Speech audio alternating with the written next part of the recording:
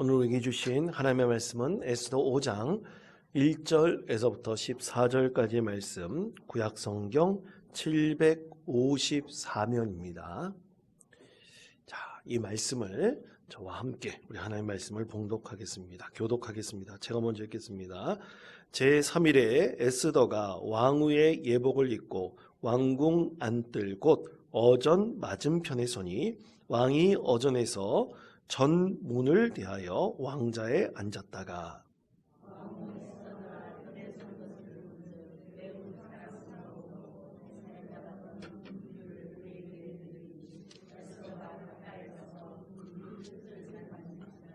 왕이 이르되 왕후 에스더여 그대의 소원이 무엇이며 요구가 무엇이냐 나라의 절반이라도 그대에게 주겠노라 하니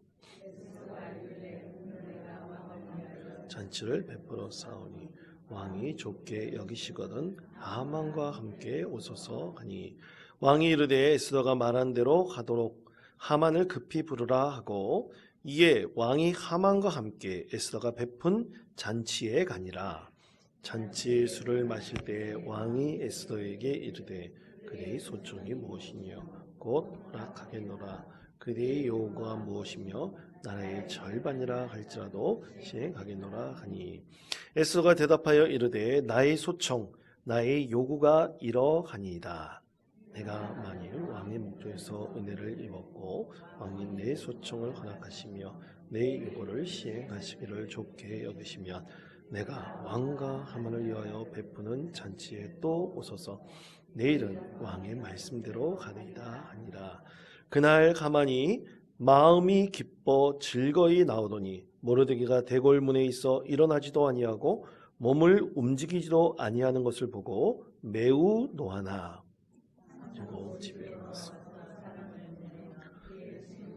함께 정하여 자기의 큰 영광과 자녀가 많은 것과 왕의 자기를 들어 왕의 모든 지방관이나 신하들보다 높인 것을 다 말하고 또 하만이 이르되 왕후 에스더가 그 베푼 잔치에 왕과 함께 오기를 허락한 자는 나밖에 없었고 내일도 왕과 함께 정을 받았느니라. 그러나 유다 사람 모르드게가 대궐문에 앉은 것을 보는 동안에는 이 모든 일이 만족하지 아니하도다 하니 그의 아내 세리스와 모든 친구들이 이르되 높이가 50규비 되는 나무를 세우고 내일 왕에게 모르드게를 그 나무에 매달기를 구하고 왕과 함께 즐거이 잔치에 가소서 하니 하만이 그 말을 좋게 여기고 명령하여 나무를 세우니라. 아멘. 이 수요 예배에 우리 성도님들 나오셔서 이렇게 찬송 부르고 또 우리 예배하고 또 특별히 기도하는 것 이것이 참으로 우리 하나님의 기쁨이 될 것이라고 여러분 믿습니다. 이러한 마음을 가지고 늘 예배에 참여하게 즐거워하고 특별히 우리 하나님을 노래하고 또 기도하는데 최선을 다하시는 우리 모든 성도님들 되시기를 바랍니다. 여러분 충청도 천안에 가면 유명한 것이 있어요. 뭐가 유명합니까? 호두과자. 그렇죠. 호두과자 유명하죠. 천안 버스터미널 가면 이 호두과자 크게 파는 할머니가 만든 호두과자 집이 있습니다. 그것과 더불어 또 유명한 것이 있어요. 천안하면 뭐가 유명하냐면 병천 아우네 장터에서 파는 병천 순대가 유명합니다. 여러분 아십니까? 병천 순대? 예, 요즘에는 워낙 유명해져 가지고 전국에 다 병천 순대집이 다 있습니다. 근데 옛날에는 꼭 병천 순대를 먹으려면 꼭 천안 그 병천면 거기 아우네 장터에 가서 먹어야 돼요. 근데 이 병천 순대를 떠올리면 우리 한국 사람이라면 꼭 잊지 말아야 될 한 사람이 있습니다. 누군지 아십니까? 유관순 열사입니다. 유관순 열사. 왜냐하면 유관순 열사가 이 아우네 장터 바로 거기서 태어나셨어요. 저는 이것을 어떻게 알았냐면 사실 몰랐습니다. 저희 아버지가 병천 순대 얘기하실 때마다 유관순 열사에 대해서 얘기를 하셨어요. 반드시 우리 민족이라면 기억해야 될 이름입니다. 우리 자녀들도 분명히 기억해야 돼요. 일본 사람들은 몰라도 돼요. 그러나 한국 사람들이라면 반드시 기억해야 됩니다. 여러분 자녀들에게도 오늘 당장 가서 야 병천 순대 먹으러 갈래 그러면 병천이라고 하면 꼭 유관순 열사를 기억하라. 여러분 가르쳐줘야 됩니다. 여러분 어제 우리 양이시찰 여전도의 지역회 모임을 해안중앙교회에서 가지면서 거기서 하나님의 말씀을 들을 때 우리 해안중앙교회 임병광 목사를 통해서 진정한 치유에 대해서 하나님께서 말씀해 주셨습니다. 그때 여러분 그 내적 치유에 대해서 얘기를 했는데 여러분 이 내적 치유라는 거 이거는 사실 심리학에서는 내적 치유란 말을 쓰지 않습니다. 왜냐하면 심리학도 학문이잖아요. 그래서 학문은 이 정의를 내리는 게 굉장히 중요해요. 명제가 굉장히 중요해요. 그래서 정의나 명제가 애매한 것은 잘 다루지가 않아요. 그래서 심리학에서도 어떤 용어를 정확히 알면 이 공부가 50% 이상 되는 거예요. 근데 이 내적 치유라는 것은 사실 굉장히 기독교적인 신앙적인 용어입니다. 그런데 여러분 이 내적 치유든 심리치료 중 간에 이 동일한 것이 있습니다. 그것은 뭐냐면 이 상처와 아픔 이것을 반드시 내 삶의 자리에서 다시 한번 재소환해야지 진정한 치유가 일어난다는 중요한 통일된 법칙이 있습니다. 다시 한번 내가 받은 상처가 있잖아요. 이 상처라는 것은요, 여러분, 우리가 착각하는 것이 꼭 어렸을 때 부모를 통해서나 또 가까운 사람을 통해서 받는 상처만을 얘기를 합니다. 근데 여러분 결코 그렇지 않습니다. 여러분, 이 치유라는 것은 그냥 우리가 상처 나면 거기다가 뭐를 바릅니까? 마데카솔을 바르거나 후시딘을 발라가지고 또 거기다가 도포를 해가지고 뭔가 이렇게 살이 차오르도록 만들면 되잖아요. 근데 이 내면에 얻은 내 마음에 얻은 이 상처라는 것은 그렇게 해서 치유될 수 있는 것이 결코 아니거든요. 그렇기 때문에 우리가 과거로부터 얻은 상처든 또 현재 무슨 어떤 큰 사고를 통해서 얻은 트라우마든지 간에 반드시 그것을 과거에서 현재 내 삶의 자리로 재소환해서 이것을 떠오르는 것을 가리켜 우리는 심리학에서는 의식화라고 합니다. 의식화해낼 수 있을 때 진정으로 치유가 일어날 수 있다. 이렇게 공통적으로 생각을 합니다. 그래서 여러분 우리 민족이 받은 과거의 상처나 아픔을 과거에 묻어두고 잊어버리다 그거는 그 사람을 죽이는 거예요. 철저히 아셔야 됩니다. 과거를 잊어버려라? 잊어버릴 수가 없어요. 그것을 잊어버리는 방법은 그 아픈 상처와 고통이 있는 바로 그 자리에서 진정한 용서와 그리고 그것을 견딜 수 있도록 재소환해서 내가 그것을 이겨낼 수 있도록 하는 하나의 의식적 작업을 통해서 우리는 진정으로 치유를 얻을 수가 있는 것입니다. 그것이 없기 전에는 도저히 우리의 삶의 자리에서 이런 마음의 고통과 아픔을 제대로 회복해내기 어려운 것입니다. 여러분 오늘 에스더를 통해서 하나님께서 이스라엘 백성들을 특히 이 이스라엘 백성들이라 했을 때는 그 백성들은 누굽니까? 포로로 잡혀간 백성들이에요. 수만 명의 백성들입니다. 유대인들, 이 유대인들의 생명이 구원받은 날을 기념하는 것, 그 기념하는 날을 불임절이라고 이름 붙이지 않았습니까? 여러분 이 불임절의 기원에 그 불임이라는 것은 부르라는 이 단어에서부터 나왔다 그랬잖아요. 부르가 뭡니까? 제비 뽑다라 그랬지 않습니까? 이 하만이 이 아달월 14일 15일 이 날을 제비를 뽑아가지고 이스라엘 백성들을 다 죽이려고 그랬던 날이에요. 근데 이 날이 죽음의 날이 아니라 이제 무슨 날이 되었습니까? 구원의 날이 되었어요. 소망의 날이 되었어요. 이것을 기념하기 위해서 이스라엘 백성들이 이 부르, 특별히 뽑은 날을 하나님께서 불임절로 지키도록 하셔서 이 날을 기념하지 않습니까? 여러분, 이때 이스라엘 백성들이, 이 유대인들이 지금도 이 날을 기념할 때 하는 행위들이 있습니다. 이 불임절에는 이스라엘 백성들이 얼굴이나 또 이 옷을 코스프레 한다 그러지 않습니까? 이 옷을 입을 때 아주 우스꽝스러운 옷을 입어요.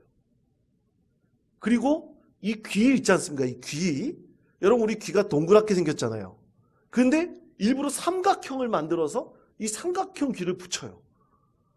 그리고 우스꽝스러운 모자를 씁니다. 삼각형 모자를 써요. 굉장히 웃기게 만들어요. 그러면서 그날만큼은 기뻐하고 즐거워하고 이웃집에 다니면서 먹을 것을 나눠주고 또 그날은 마음껏 취한다고도 합니다. 물론 마음껏 취해가지고 이상한 짓 하면 안 되겠죠. 근데 그만큼 기뻐하고 즐거워하고 많은 사람들이 먹을 것을 나누며 은혜의 시간을 갖는 날이 이 불임절이에요. 지금도 그렇습니다. 지금도 이스라엘 백성들, 이스라엘 그 유대인들과 함께 생활하는 선교사들이나 이런 사람들을 통해서 증언하는 얘기를 들어보면 이 불임절만큼 그렇게 특별하게 지낸다고 해요. 그런데 왜 그러느냐? 왜 그러느냐? 이 불임절에 또 이스라엘 이 유대인들이 먹는 특별한 과자가 있습니다. 화면을 잠깐 띄워주시면 이 과자가 있어요. 과자가 세모 모양으로 생겼습니다. 꼭 우리나라 프렌치 파이인가? 과자같이 생겼어요. 안에 잼도 들어가 있어 맛도 비슷하다고 합니다. 이 과일 같은 것, 그리고 여러분 그 씨 있지 않습니까? 이스라엘 백성들은 씨를 잘 먹습니다. 근데 씨를 갈아가지고 거기다 안에 넣기도 해요. 우리나라는 떡에 뭘 넣죠? 콩을 넣지 않습니까? 그것처럼 이스라엘 백성들은 이렇게 유대인들은 거기다 씨를 넣어요. 그렇게 만든 과자입니다. 이것을 꼭 만들어서 먹습니다. 근데 아까 세모나타 그랬잖아요. 그리고 아까 제가 말씀드릴 때 이 유대인들이 이 불임절에는 특별한 이 세모 모양의 모자를 쓰고 또 그리고 귀 모양도 무슨 모양이라고 했죠? 세모 모양이라고 그랬잖아요. 왜 그럴까요? 하만을 상징합니다. 그래서 이 과자 이름이 하만 타센이라는 과자예요. 그래서 하만이라는 그 이름과 타센이라는 것은 독일어로 주머니란 뜻이에요. 이 하만 타센이라는 것을 만들어서 먹으면서 이 하만이 이스라엘 백성들을 죽이려고 했던 바로 그 날에서 구원받은 것을 기뻐하고 즐거워하는 것이죠. 그럼 여러분, 이런 날을 왜 기뻐하고 즐거워해야 합니까? 바로 과거에 그들이 받았던 이 고통과 아픔에서 완전히 벗어나서 이 날은 어떤 날이에요? 하나님께서 구원을 주신 날이에요. 그러니까 당연히 어떻게 해야 됩니까? 기뻐하고 즐거워해야 되는 거예요. 우리나라 8.15 광복절에 우리는 어떻게 해야 됩니까? 당연히 기뻐하고 즐거워해야 되는 거예요. 밖에 나가서 만세를 불러도 되는 거예요. 그런 날이 돼야 돼요. 그것이 진정으로 우리가 받은 과거의 아픔과 상처에서 치유받는 길이죠. 그러나 유대인들에게는 기원전 수백 년 전에 있었던 이 불임절의 그 소망과 기쁨이 한동안은 20세기에 들어서서 그들에게는 큰 고통의 시간이 있었지 않습니까? 홀로코스트라고 하는 유대인들 600만 명 이상이 죽어나가는 큰 고통과 아픔을 겪었습니다. 여러분, 과연 그런 날을 이 유대인들이 기뻐하고 즐거워할 수 있을까요? 절대로 그럴 수 없죠. 이 날은 함께 슬퍼하는 날입니다.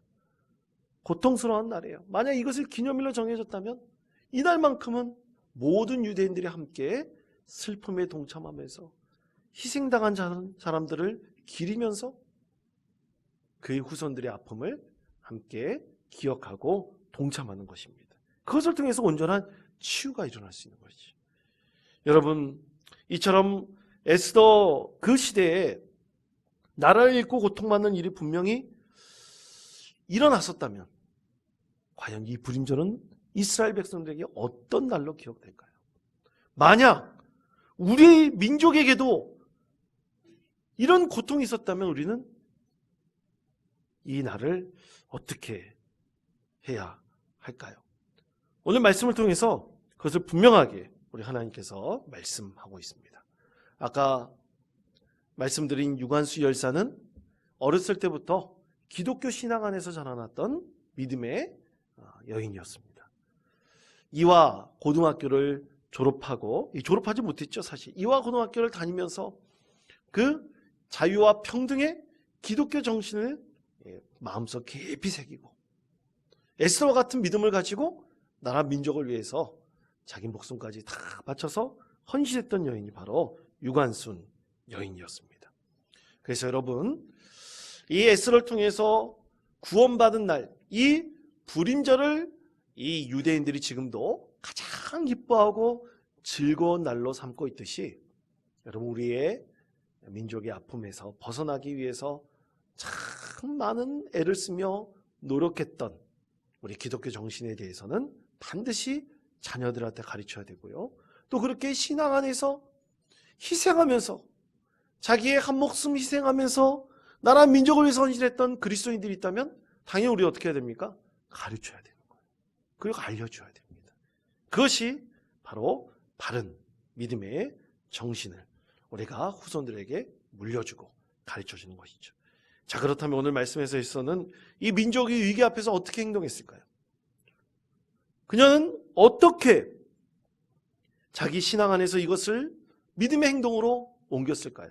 오늘 그것에 대해서 하나님께서는 말씀으로 세 가지로 우리에게 알려주고 계십니다. 첫째는 에스더는 믿음의 결단으로 이 모든 것을 감당했던 믿음의 여인이었습니다. 자, 에스더 5장 1절에서부터 2절까지 말씀 나같이 한 목소리로 읽겠습니다.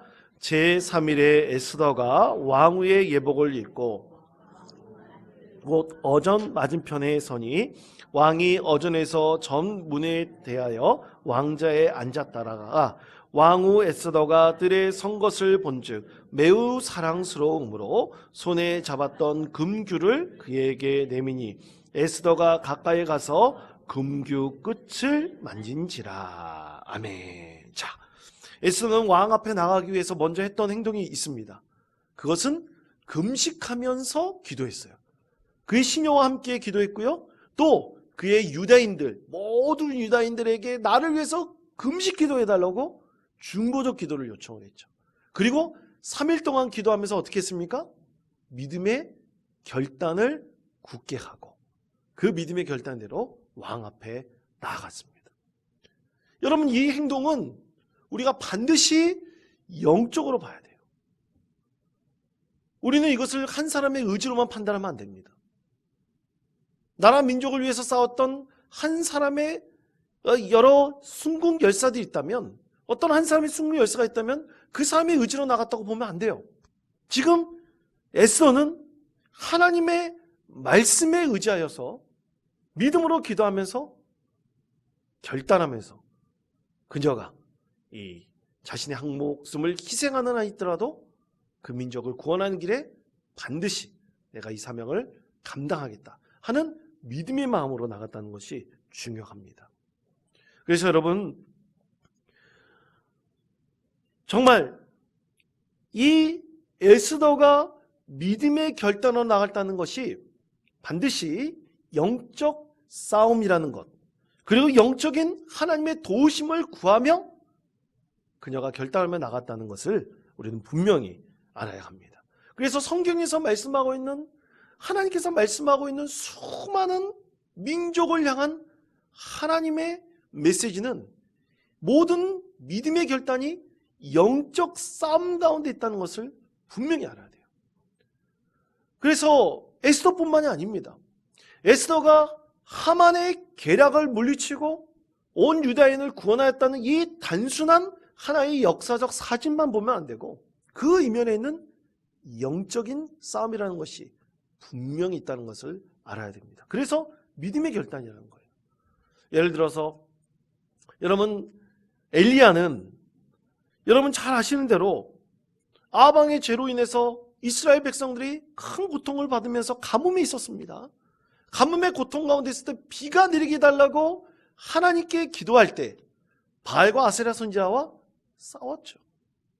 그 싸웠다는 것을 여러분 어떤 힘과 힘의 대결로 이해하면 안 됩니다. 그것은 무슨 싸움입니까? 영적 싸움이었어요. 하나님께 기도할 때 그 영적인 싸움의 결과가 어떻게 나타날지를 보여줬던 사건이었죠. 우리는 그래서 항상 주신 하나님의 말씀을 이해할 때 이것은 영적인 싸움의 결과로 나타났다는 것을 우리는 이해해야 됩니다. 또 엘리야뿐만입니까?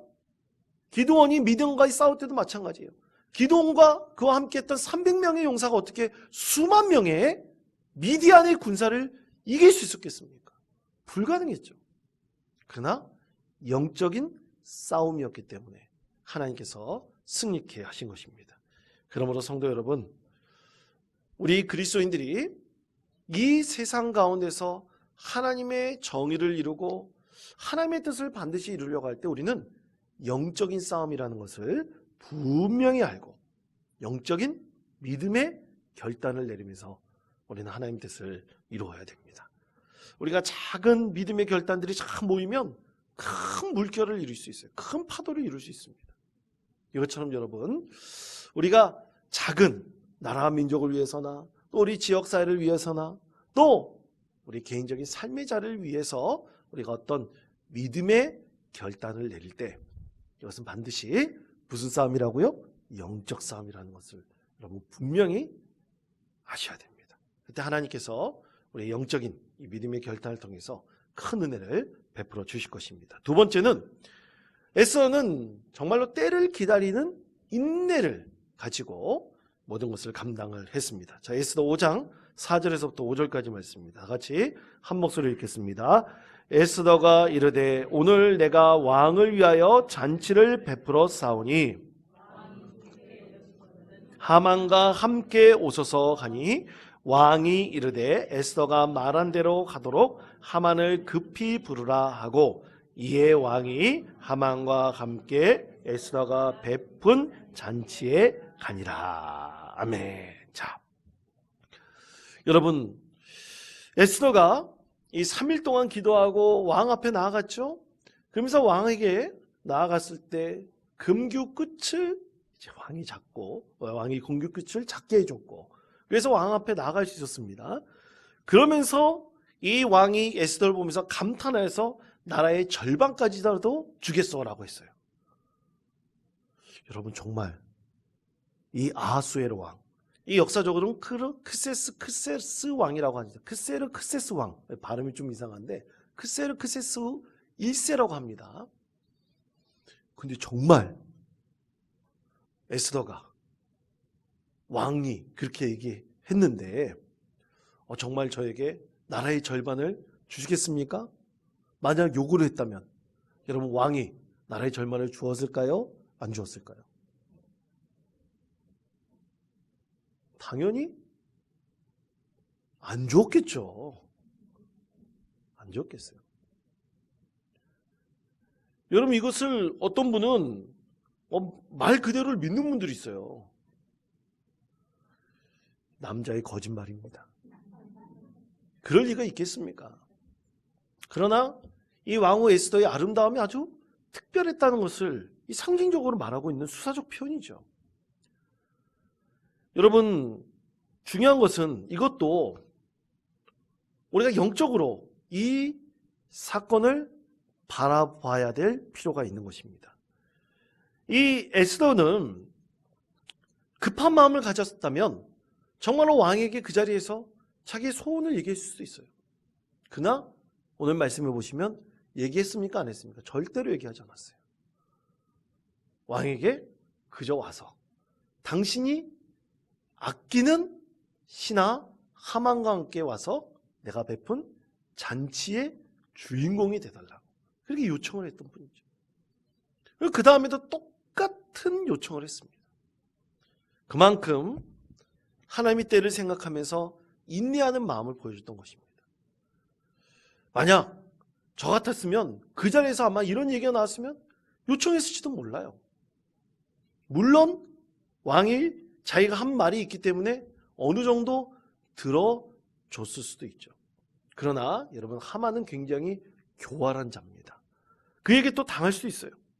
그래서 믿음으로 결단하며 나갔던 에스더는 반드시 이것을 영적으로 받아보며 인내의 열매를 거두기를 간절히 원했던 것입니다. 여러분, 모든 일에는 분명히 때가 있는 법이에요. 여러분, 우리의 인내는 반드시 인간의 의지로 걷는 것이 아닙니다. 우리 그리스도인들의 인내는 믿음으로 얻는 성령의 열매입니다. 그래서 성령의 9가지 열매 중에서 뭐가 있습니까? 반드시 절제가 있는 거예요. 인내가 있는 것입니다. 여러분, 사람이 자기의 의지를 가지고 절제할 수 있어요. 뭐든지 억제할 수 있습니다. 예를 들어서 누군가 카페인 때문에 큰 문제가 있다면, 카페인 중독에 걸린 사람이 있다면 카페인을 절제하면 돼요. 인내하면 됩니다. 그것은 어떻게 보면 자기 의지로 이룰 수가 있는 거예요. 그러나 오늘 에스더가 절제하고 인내하는 것은 믿음의 열매입니다. 성령께서 주시는 열매예요. 하나님의 때를 기다리면서 하나님을 통해서 이루시기 위해서 하나님의 때를 기다리는 인내의 열매였습니다. 그래서 여러분, 우리 그리스도인들이 항상 우리 믿음의 열매로 인내의 열매를 거두기 위해서는 반드시 하나님의 그 때가 과연 언제인지를 분명히 생각하며 기다려야 됩니다. 우리 믿음의 공동체를 통해서 이루고자 할 때도 마찬가지예요. 이제 여름성경학교 수련회 이제 엽니다. 우리 여름성경학교 수련회 우리가 기대하며 기다릴 때 반드시 그때 하나님께서 이루실 것을 우리가 분명히 생각해야 됩니다. 그런데 그 생각하기 위해서는 우리는 반드시 믿음의 열매를 거둘 수 있도록 늘 준비하고 기다리는 마음이 있어야 돼요. 막 그냥 어려워지면 안 됩니다. 아무것도 준비를 하지 않고, 그리고 아무것도 기다리며 기도하지 않고, 그때가 되면 하나님께서 좋은 열매를 거두게 해주실 거예요. 하나님께서 그냥 다 좋게 해주실 거예요. 그렇게 이룰 수 있는 것은 아무것도 없습니다.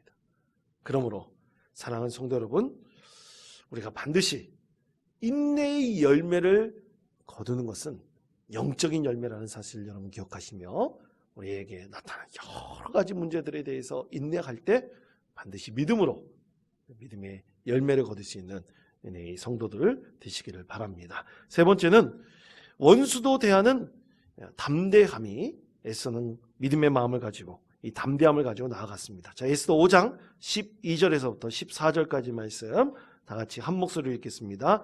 또 하만이 이르되 왕후 에스더가 그 베푼 잔치에 왕과 함께 오기를 허락받은 자는 나밖에 없었고 하라느니라.